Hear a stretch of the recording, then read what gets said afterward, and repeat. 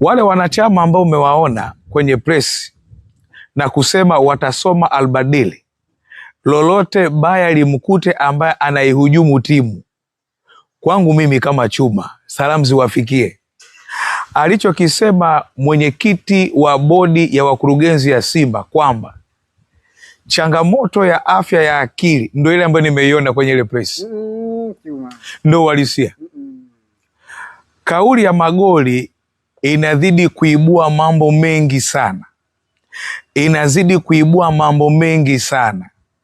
Sawa, nilitamani kuona wale ambao wametoka mbele kuzungumza na vyombo vya habari ni kushinikiza uongozi wao kwamba wanahitaji mkutano wa dharura ili waweze kupitia rasimu yao ambayo ina maelekezo kutoka kwa mwanasheria mkuu wa serikali kuja kuifanya timu yao iwe na uwezo kifedha na uongozi bora, mfumo bora ambao kiongozi yoyote atakayekuja ndani ya klabu ya soka ya Simba akiingia kwenye ule mfumo ndio ambao utakao muongoza na sio hisia zake.